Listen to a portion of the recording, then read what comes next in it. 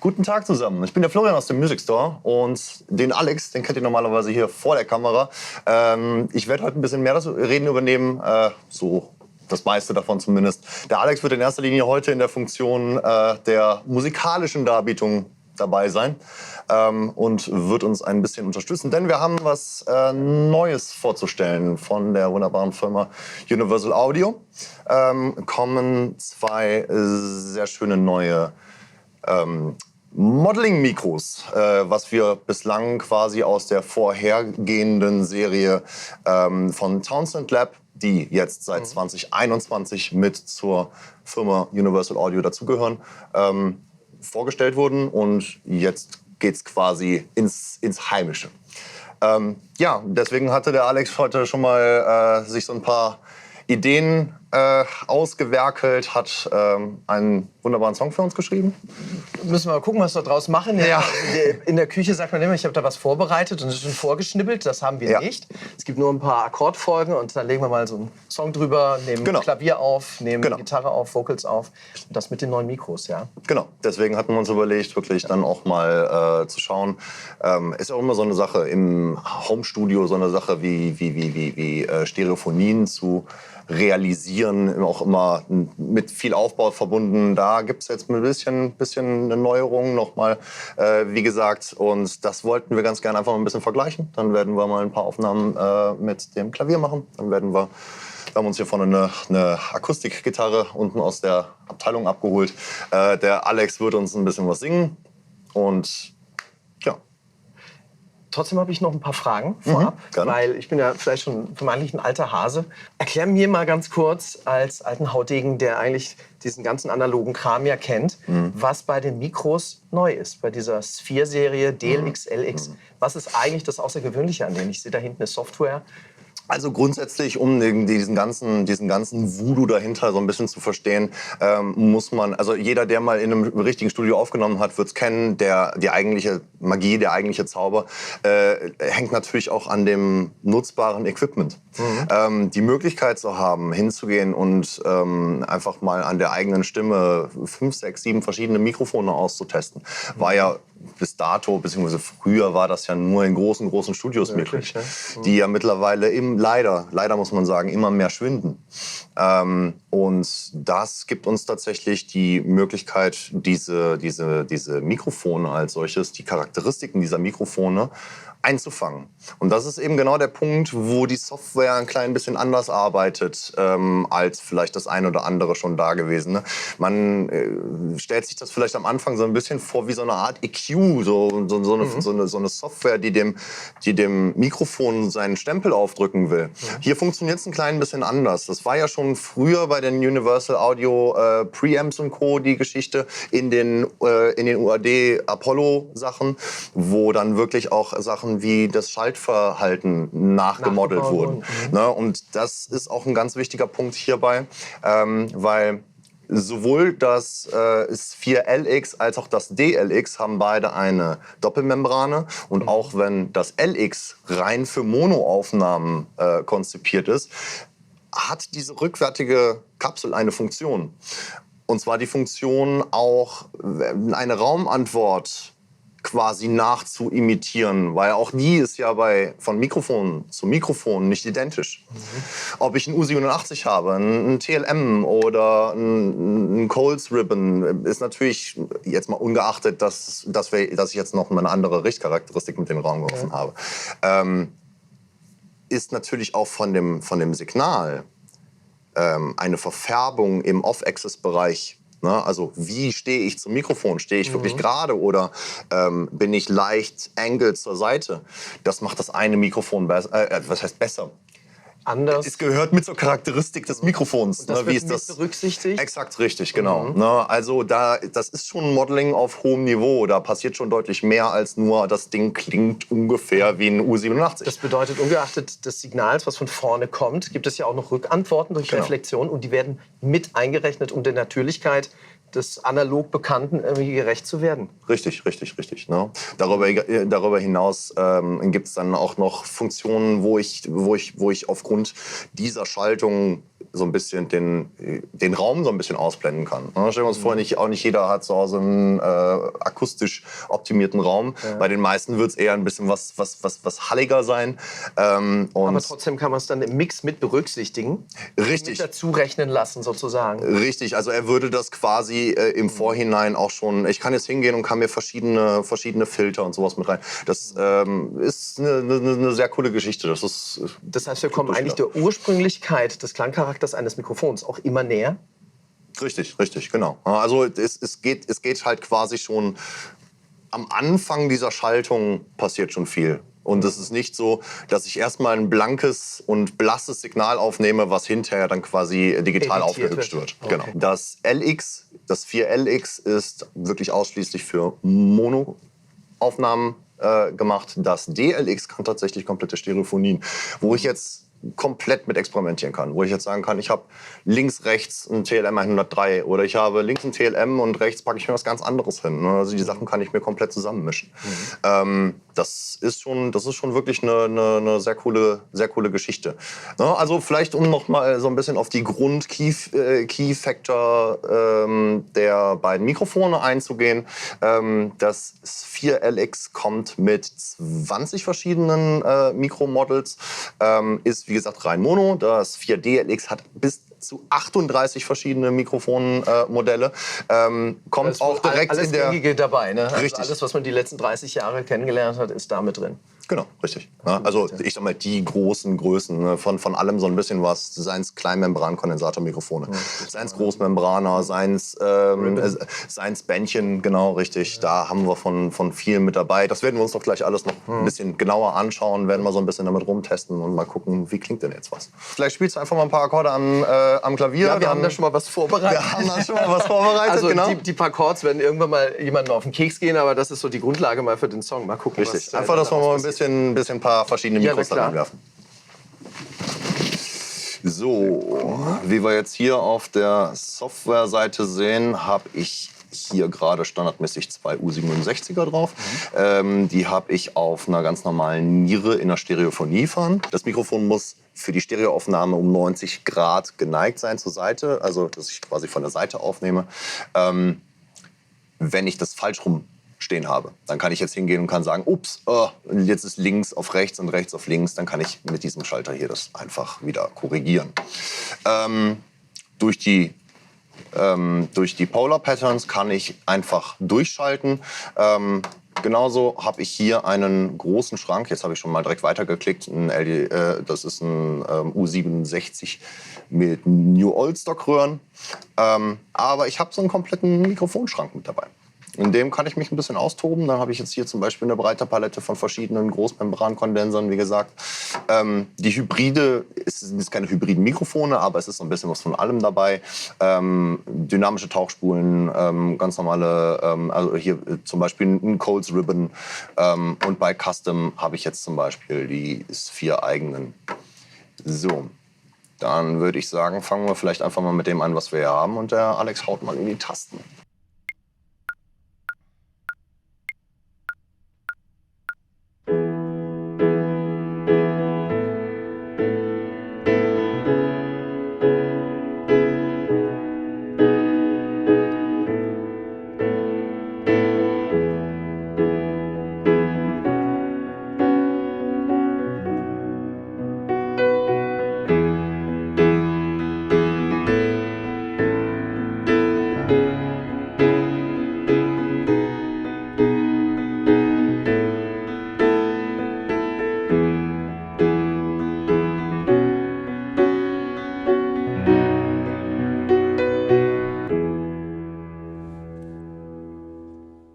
So, ja, also wir haben jetzt einfach mal drauf los aufgenommen, haben das Klavier einfach mal in Stereo, einmal in Mono aufgenommen.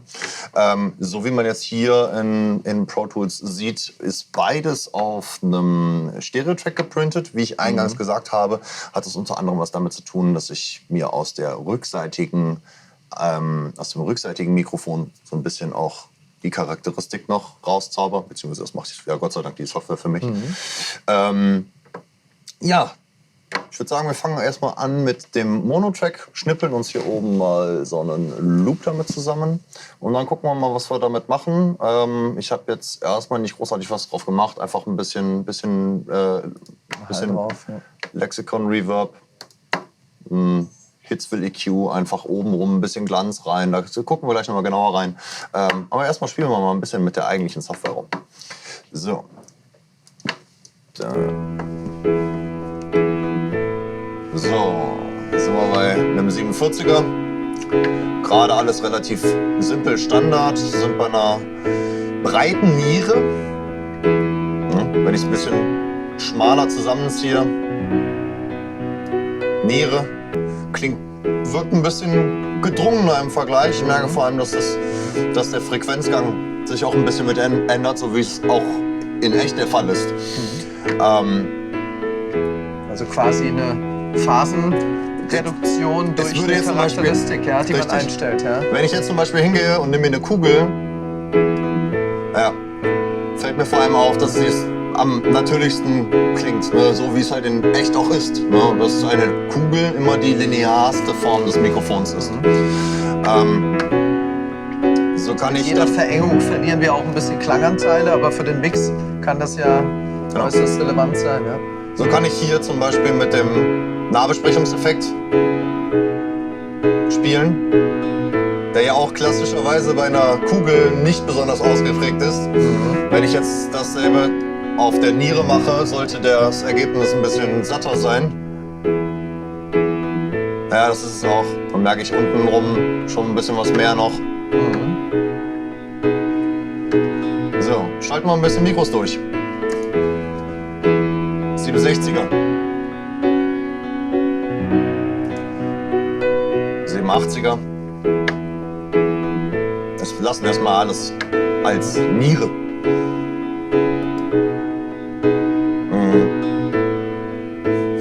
Krass, wie unterschiedlich die beiden Models zueinander klingen.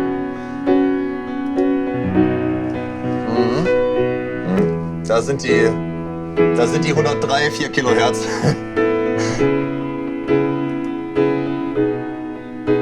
C12. Oh, Volumen. Kommt mehr Wärme.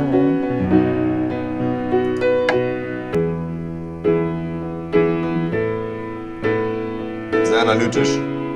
Immer was ganz anderes. Wir gehen mal hin. Oh, C414 will ich mal hören.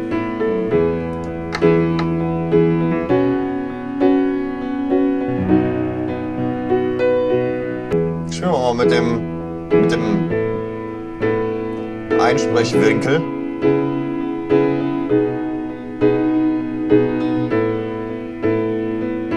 Man merkt, wie es so ein bisschen indirekter wird. Ja, als wenn ich jetzt einen Speaker, an einem Gitarrenspeaker das Mikrofon verschieben würde. Ne? Dass ich so ein bisschen mit den Nuancen spielen kann. Wenn vielleicht der Anschlag ein bisschen zu hart ist. Hier ist es dann wieder sehr direkt.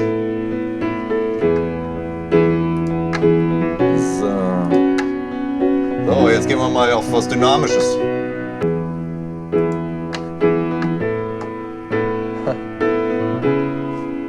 Man hat das Gefühl, es ist ein bisschen informationsärmer, aber schon irgendwie komprimiert. Ne? Dynamische Tauchspule halt, ja. Genau, man hat das Gefühl, dass das alles ein bisschen, das ist schon bisschen zusammengestauchter ist. Wobei das Mikrofon ja schon quasi sehr weich, fast schon in Richtung Bändchen klingt. Das klingt so ein bisschen wie produziert, ne? Ja. Durch das dynamische Mikro. Ne? So, ich nehme mal hier den Proximity ein bisschen zurück. Da hat er genug von. So, ich habe zum Beispiel noch nie einen SM7 als Kugel gehört. Probieren wir mal.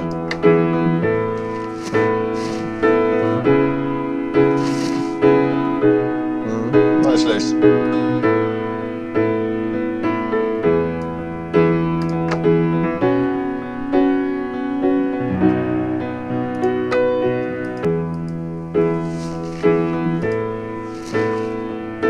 Kleinmembraner. Naja, klingt doch direkt wie ein Pencil. Cool. Bisschen weniger Bauch, ja. Ein bisschen realistischer, ein bisschen natürlicher als das Großmembraner. Großmembraner sind immer ich sag mal, man spricht von einem Larger-than-Life-Sound. Das Kleinmembraner ist da dann einfach ein bisschen mehr, so ein bisschen wie das menschliche Gehör. Ein bisschen ehrlicher, sag ich mal, nicht ganz so aufgehübscht. Bändchen. Okay. Ribbon-Mikrofon. Weich. Natürlich in der klassischen Form dann logischerweise auch eine 8.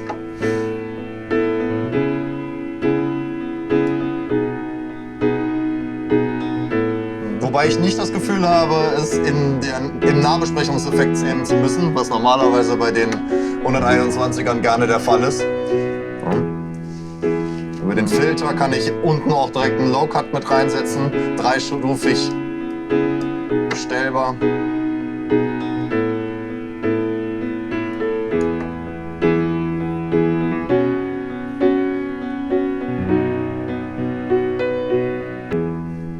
Ich würde sagen, wir hören mal in Stereo rein. So, der direkte Vergleich hierzu in Stereo. Sind wir in derselben Software. So, starten jetzt mit einem Pärchen 67ern. Und dann werden wir schneiden uns nochmal so einen schicken Loop, so wie wir es gerade getan haben. Hoppala. Oh. Oh. So. Und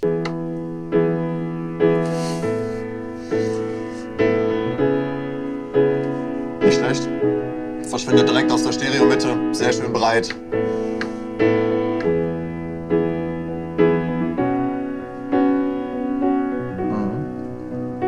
Ohne viel zu verstellen, gehe ich wirklich einfach mal die Mikrofone durch und wir lassen sie am Anfang mal als Pärchen gelingt. Links und rechts. Die perfekte Stereophonie. 67er.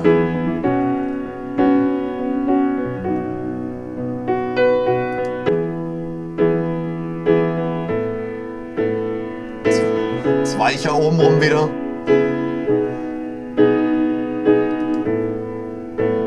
Hier kommt wieder ein bisschen der Glanz oben mit rein.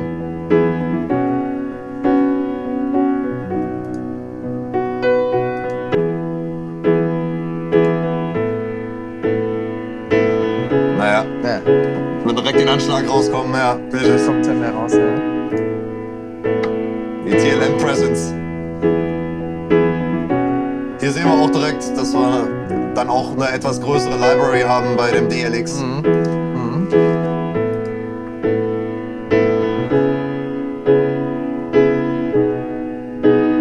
Schön in den Tiefmitten. Gefällt mir.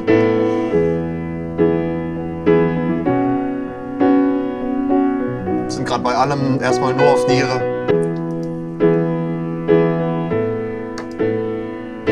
Ein Phantom.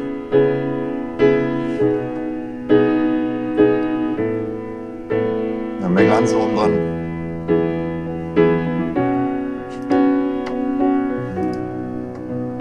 Oh. Bändchen. Sehr weich.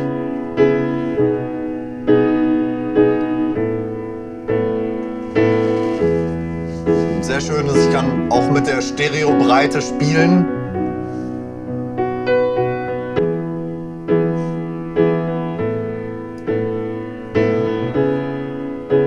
Merke ich direkt, wie es sich auf die Side-Kanäle setzt.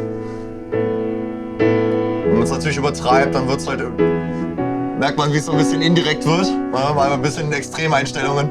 Dann haben wir wirklich nur die Side-Channels. So, man kann ich sehr schön mit überblenden, wenn ich es ein bisschen räumlicher haben will. Oder mehr in die Mitte zusammenziehen. Was den Bändchen eigentlich ganz gut zu Gesicht steht, finde ich.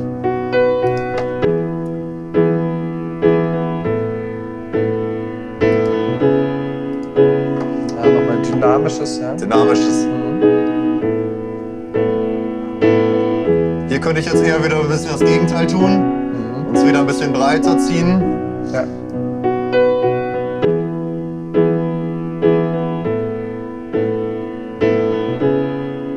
Ja.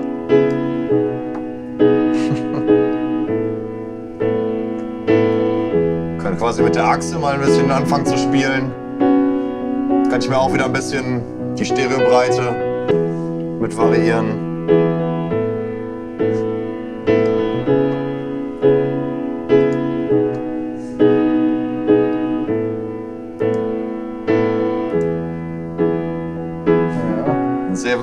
weiche Tauchschuhe. Also Total, ja. der Klassiker, 57er, so wie man es vom 57er kennt. Wahnsinn. Graubein. Ja.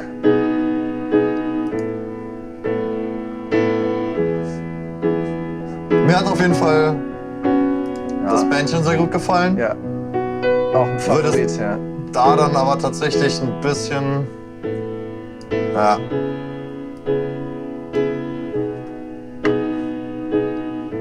Kann ihm auf dem EQ durchaus obenrum ein bisschen Hochmitten spendieren.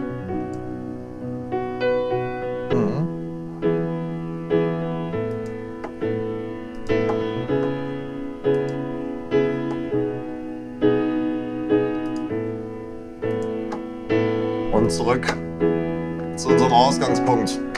Wahnsinn. 67er. Also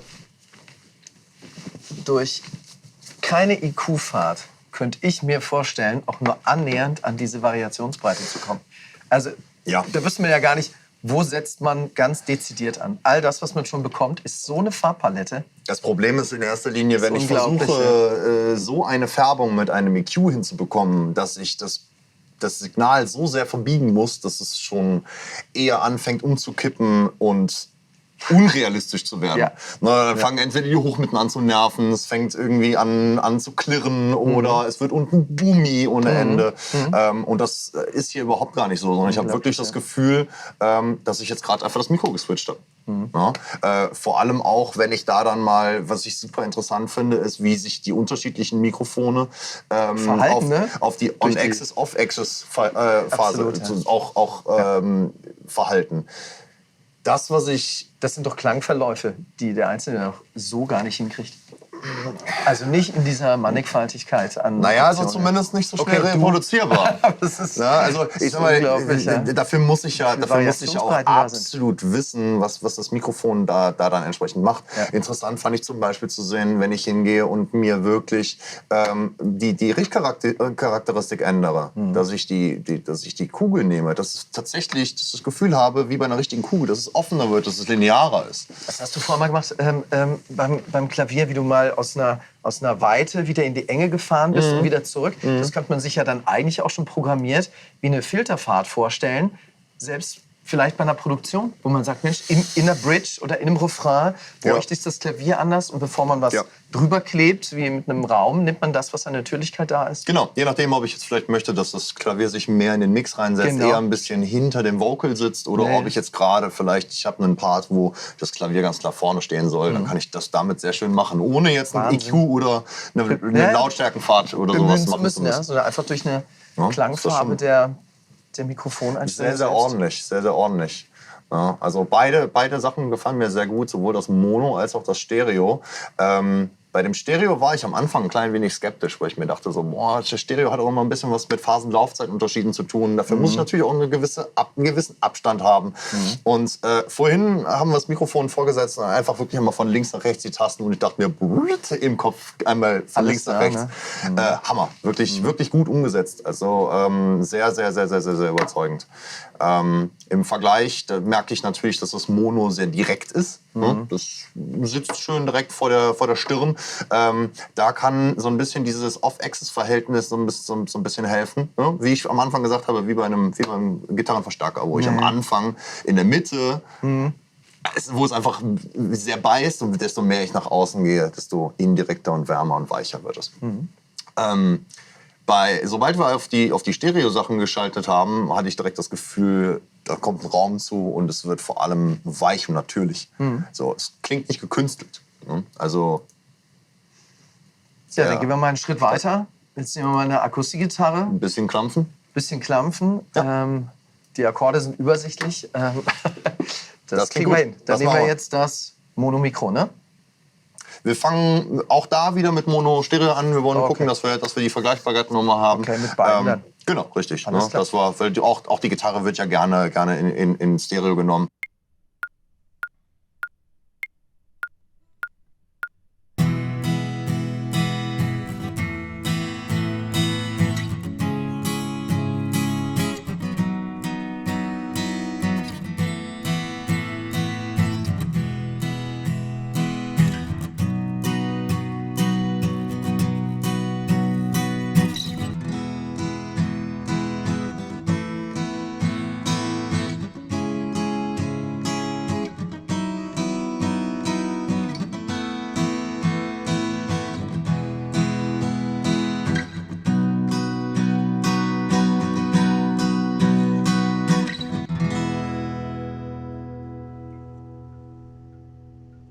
So, dann haben wir noch mal schnell das Ganze mit der Gitarre gemacht. Einmal Mono, einmal Stereo. Schnell, klampf, klampf. Das Ganze erstmal in Mono. Da. Kleiner Loop wieder, wie vorhin. So, wir öffnen uns unser Plugin. So, klassisch, Kleinmembraner. Irgendwo zwischen 12. Bund und Schallloch. Immer gute Position zum Starten. Standard Niere, ab geht's.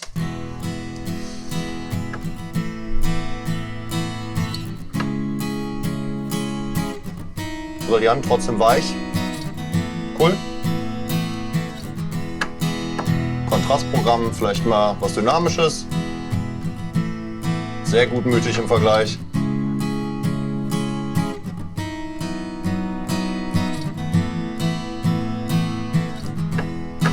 So, vielleicht gehen wir mal in die Richtung 414er. Oh ja.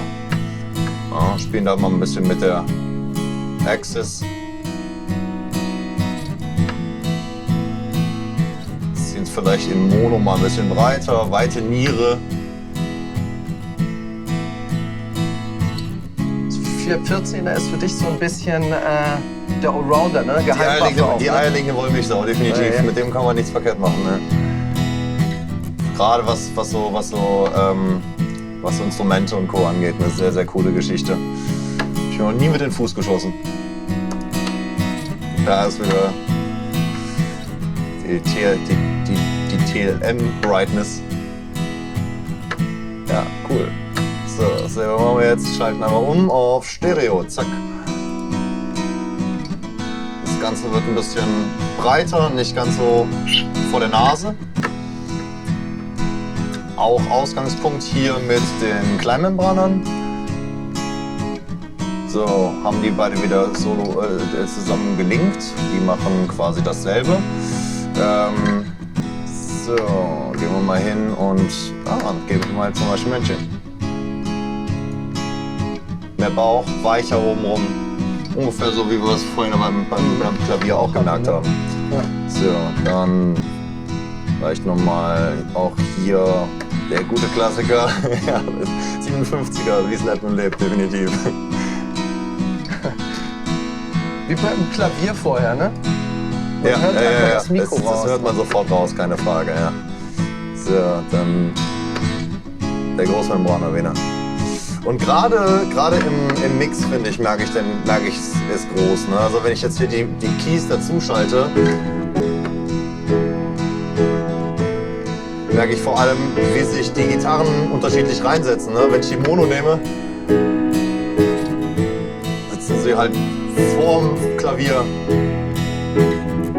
Und beim Stereo sitzen sie quasi gleich auf dem Klavier, so ein bisschen eingebetteter.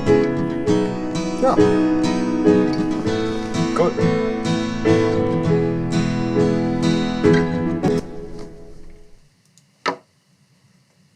Leider schafft das Mikro es nicht, es timinggetreu zu übernehmen. Vielleicht hätte ich noch mal ein bisschen mehr üben sollen. Aber wir gucken mal, was der Song am Ende rausbringt und rausgibt. Ja, wenn jetzt noch Vocals dazu kommen, dann machen wir ein bisschen Hall drauf und dann verschwimmt das ein bisschen. Der gute Wohlfühlhall, der wird's richten.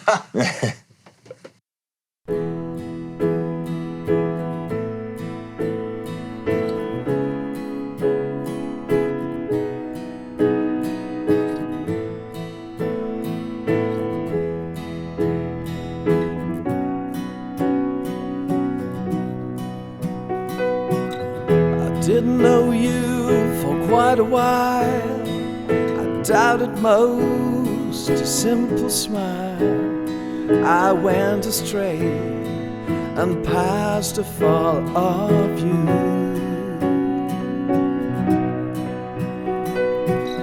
My hidden soul won't see a light, although itself is shining bright. I'm so blind. Thoughts are cans of blue. How shall I escape it? And far I'd really make it. I have stopped to fake it, Oh why, oh why, oh why? Who can mirror my talking face? What can take me to another place? I've played the role of king without a crown, a king without a crown.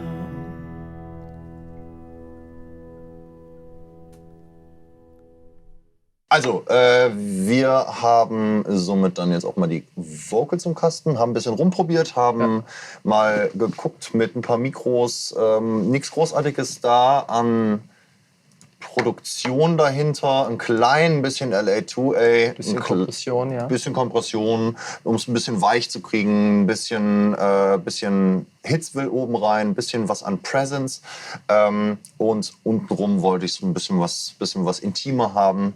Bisschen was reingedreht. Wie gesagt, nichts Weltbewegendes. Am Ende immer noch unser Lexikon.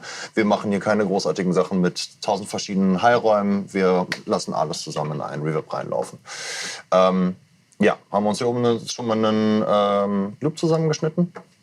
Dann wollen wir mal ein bisschen durchhören. Oh, ich bin auf dem falschen Plugin gelandet. Wir wollen dieses hier haben.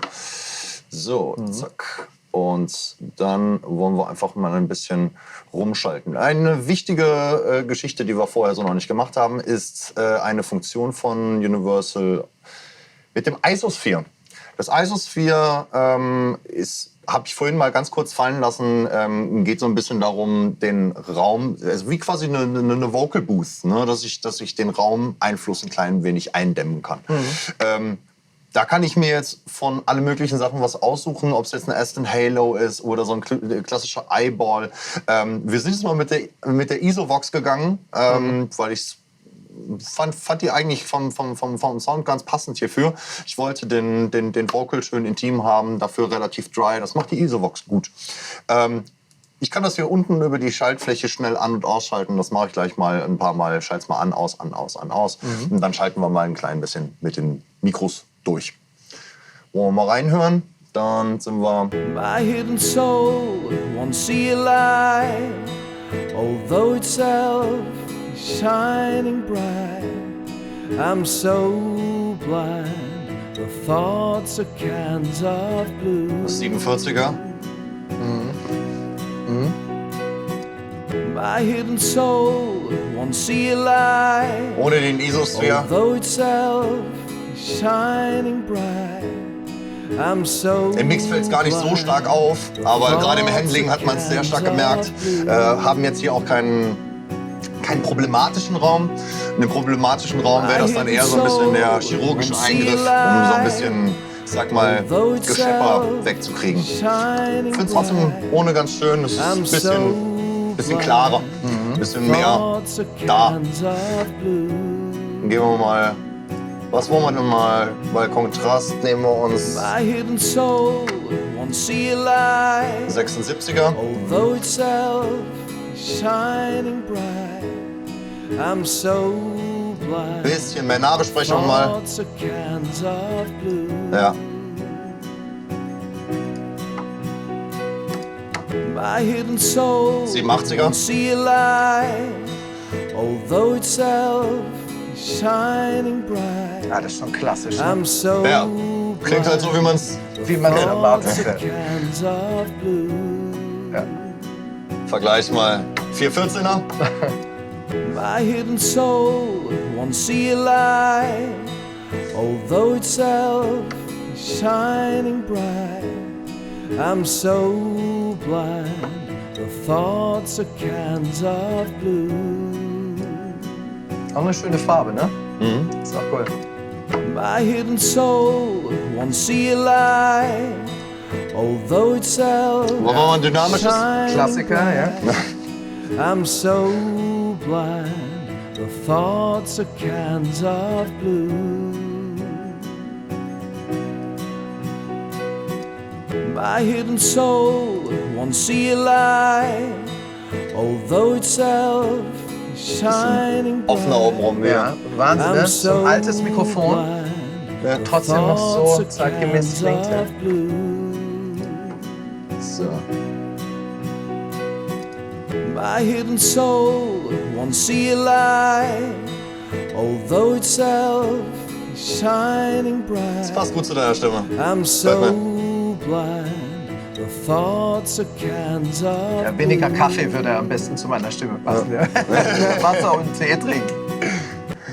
Ja, Okay. stark. Wahnsinn. Super. Ja, dann sind wir eigentlich ja mal mit dem Gröbsten durch.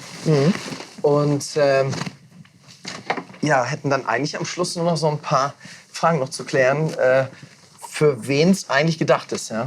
Also diese Farbenpaletten sind enorm. Da muss man doch eigentlich schon irgendwo tief drinstecken im Recording. Naja, also ich sag mal, derjenige, der sich für diese Art von Software, diese Art von Produkt interessiert, der weiß schon genau, wonach der sucht. Ne? Weil der hat auch schon die Erkenntnis gefasst, dass es halt was wert ist, diese Palette abrufen zu können. Den Soundpuristen, der sagt, ich habe ein Mikrofon und der wird höchstwahrscheinlich da nicht seine Denkweise bei ändern. Dass die Leute, die aber zum Beispiel wirklich mal, wie ich eingangs gesagt habe, mal im großen Studio waren und diesen Luxus erlebt haben, zu sagen, okay, ich habe einen großen Schrank voller Mikros, da kann ich mich frei bedienen. Und man merkt wirklich erstmal, wie viel das auch am Ende am Arbeitsschritt ändert. Für die ist das natürlich ein absolutes Geschenk.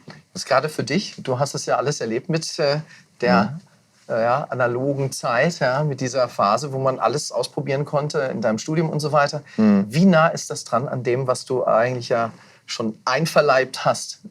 Das, was immer schwierig ist, sind so konkrete Situationen zu vergleichen, weil man weiß, wie es ist. Ich recorde dieselbe Band im selben Studio mit 2 Wochen Unterschied. Und die beiden Sessions kann ich schon kaum noch miteinander vergleichen. Ähnlich ist es da genauso. Klar, wenn man an einer großen SSL 4000 sitzt oder sowas, das hat seine Magie. So, und das hat auch irgendwo was Besonderes, was man so nicht wieder herholen kann. Ich habe aber auch schon relativ einfache In-the-Box Hybrid-Preamp Sessions gehabt, die genauso irgendwo ihr Mojo hatten. Und deswegen, und das finde ich ist das Schöne an der Tontechnik und an der Studiotechnik generell, dass es gibt nicht das richtige Werkzeug. Es muss the right tool for the right job. So, und insofern finde ich sowas eine sehr coole Geschichte, die Idee eine sehr gute, weil es viel an Varianz bringt. Ne? Vor allem, wenn wir sagen, wir sind beim Straßenpreis von $999 beim LX und bei 14,99, wenn ich mich nicht irre, beim DLX. Was jetzt kein niederpreisiges Mikrofon ist. Aber wenn ich mir überlege, dass ich für so einen U87 halt auch schon mal gerne 2,5 ausgebe, dann habe ich dieses eine Mikrofon. Eröffnet das natürlich vielen, die das sich anders nicht erlauben könnten, eine riesen Klangpalette. Also insofern leben wir da in einem goldenen Zeitalter. Ja, du weißt ja selbst, manchmal ist es wirklich nur eine Kleinigkeit, die zwischen passt in den Mix oder passt nicht in den Mix entscheidet. Und da kann man eben nicht anfangen, bei 20.000 bis 20.000 Hertz irgendwo was rumzuschrauben, sondern dann ist es manchmal wirklich nur ein Mikrofon. Jeder, der auch was im Studium mal gemacht hat, weiß auch, dass es auf diese Kleinigkeiten, da kann es drauf ankommen, aber manchmal, wenn der Take einfach richtig ist, dann ist es gar nicht so unfassbar wichtig, dass der Sound der perfekte war. Insofern ist das hier wirklich kriegt das eine coole Kurve, weil ich sage, ich habe diesen perfekten Take. Dann ist es natürlich super geil, im Nachhinein getrackte Spuren, die ich aufgenommen habe, quasi mit der Software, durch verschiedene Mikrofone durchlaufen zu lassen. Weil das kennt jeder. Ich habe vielleicht einen Mikrofonsound, der nicht so richtig gepasst hat, aber der Take war richtig, richtig, richtig gut. Was man mit den klassischen Tools nicht hinbekäme. Den kriegt man ja nicht wieder her. Mit diesem Tool kriegt man es einfach hin. Damit funktioniert's, genau. Super. Und das ist wirklich sehr, sehr cool. Preis haben wir genannt, Verfügbarkeit ist da. Genau. Jetzt können wir uns eigentlich mit gutem Gewissen verabschieden. Genau. Vielen herzlichen Dank, Flo. Sehr gerne, es hat richtig Spaß gemacht. Ja, ich hoffe, ihr seid beim nächsten Mal wieder dabei, wenn wir wieder was vorstellen. Bis zum nächsten Mal. Tschüss zusammen. Ciao. I didn't know you for quite a while. I doubted most, a simple smile. I went astray and passed a fall of you.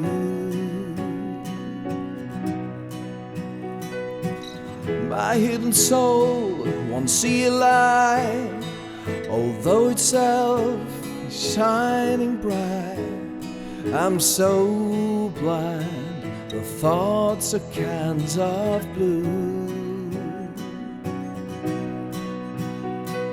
How shall I escape it? And far I'd really make it.